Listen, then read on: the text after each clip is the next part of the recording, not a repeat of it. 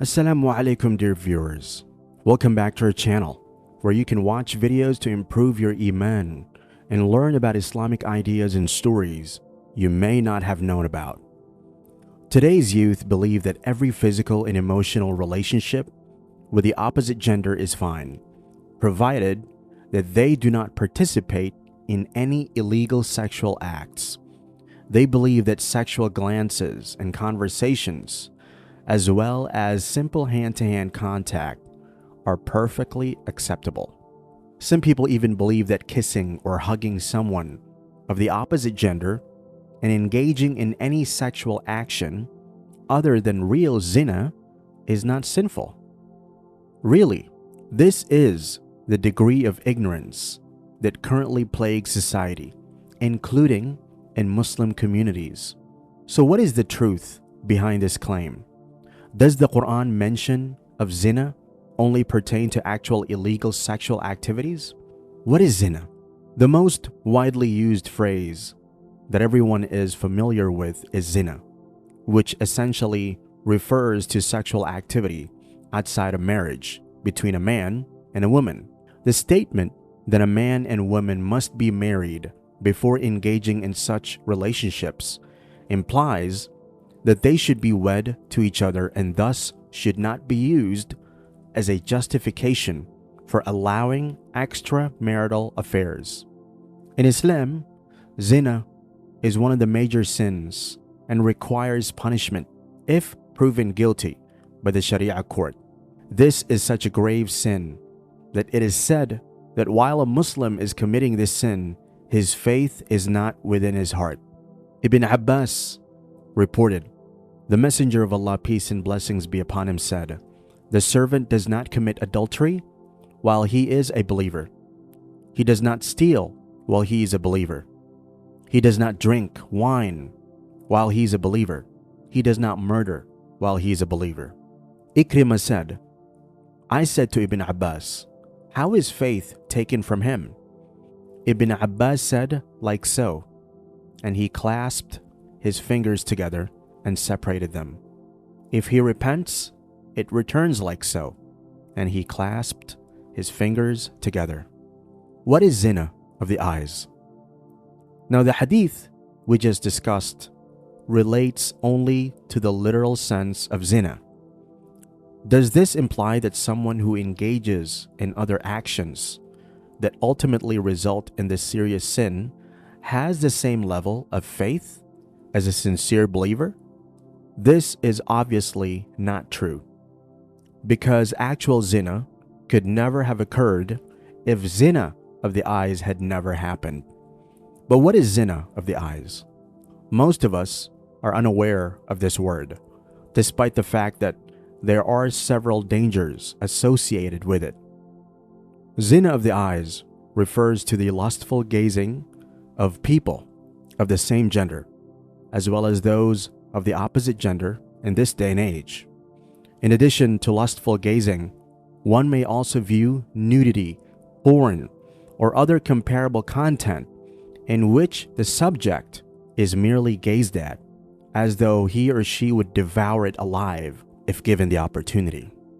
Any sight that triggers your reproductive hormones and renders you uncontrollable falls under the umbrella of zina of the eyes. Alqamah ibn al-Huwayrith reported, "The Messenger of Allah, peace and blessings be upon him, said, the adultery of the two eyes is the lustful gaze. It is only one lustful gaze that makes one look more and more. Only one such gaze is enough to make the heart beat faster and the hormones get enraged. There is a reason that protection of one's gaze and keeping it lower is commanded in the Holy Quran. Allah subhanahu wa ta'ala says in the Holy Quran, O Prophet, tell the believing men to lower their gaze and guard their chastity. That is purer for them. Surely Allah is all aware of what they do. And tell the believing women to lower their gaze and guard their chastity, and not to reveal their adornment except what normally appears. The first and most important directive given to believing men and women in these verses is to lower their gaze.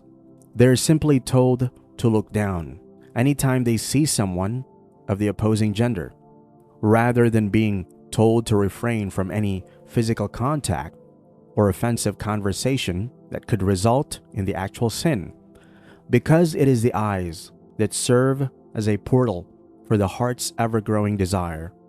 One can avoid being influenced by Satan's whispering if the door is never left open for such impulses to accumulate.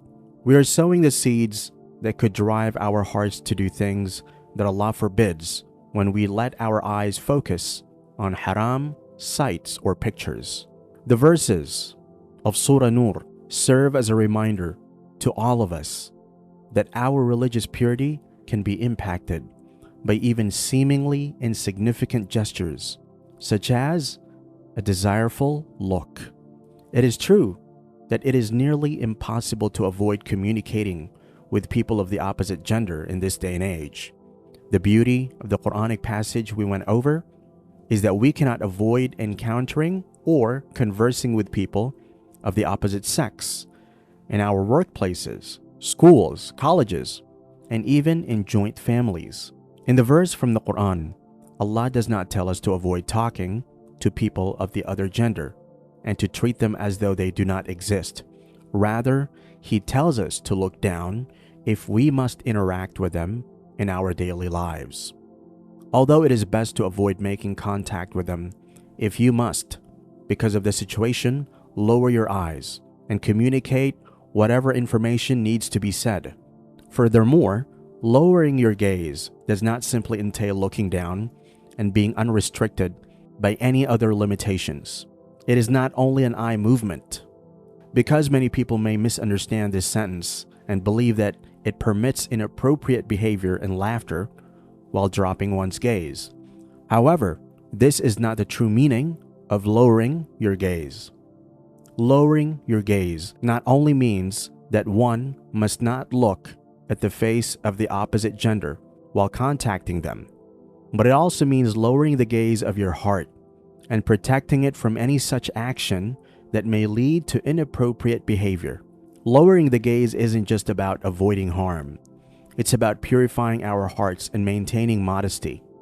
Protecting our gaze strengthens our connection with Allah and prevents us from falling into deeper sins. This also applies to watching erotic or explicit videos or other obscene songs that cause one's hormones to spike and make him desire to watch more and more of them. Our bond with Allah is protected when we guard our eyes. Allowing haram pictures or such filthy content to enter our minds hardens our hearts and increases the appeal of sin. An addiction to wicked thoughts might develop from what begins as a harmless gaze, progressively separating us from Allah. Allah made our hearts pure. It is our responsibility to preserve that purity by being careful about what we let into our hearts and brains. By lowering our eyes, we gain a clean, calm, and compassionate heart in addition to avoiding sin. Practical tips to guard against zina of the eyes. Avoid harmful environments. In today's world, it's easy to be exposed to inappropriate visuals, whether online or in person. Avoid going to places or visiting websites that might expose you to haram images. If we create an environment that limits temptation, we can keep our hearts safer. Seek Allah's help. Always make dua, asking Allah to help protect your eyes and heart from what's forbidden. Allah is our greatest support in times of struggle, and He loves it when we turn to Him for guidance. Engage in remembrance of Allah, keeping your mind busy with prayer, dhikr, and seeking beneficial knowledge fills your time with purpose. When we immerse ourselves in remembrance, our desires to look at haram things weaken, and we strengthen our spiritual focus. Reflect on the temporary nature of this world. Remind yourself often that what we see in this world is temporary, while the consequences of our actions are everlasting. The fleeting moments of this life are nothing compared to the eternal life we are preparing for. Keep your company clean. It's difficult to focus on lowering one's sight when surrounded by such friends who are always promoting such ideas and luring you into watching filthy content. As a result, it is always preferable to educate and guide them down the proper route. But if they continue to be a hindrance to your attempts to break free from these sinful gazes, it's time to alter your circle and begin hanging out with folks who have tawakkul in their hearts. Dear brothers and sisters, in a world where haram content is just a click away and also around us 24/7, it can be challenging to protect our gaze. But remember, every small effort we make to guard our eyes brings us closer to Allah. Let us rely on His guidance and stay consistent in our pursuit of modesty. May Allah help us all to protect our eyes, purify our hearts, and draw closer to Him every day. Jazakumullahu khairan for watching, and may Allah bless you all with strength and sincerity. Until next time, Assalamu Alaikum wa rahmatullahi wa barakatuh.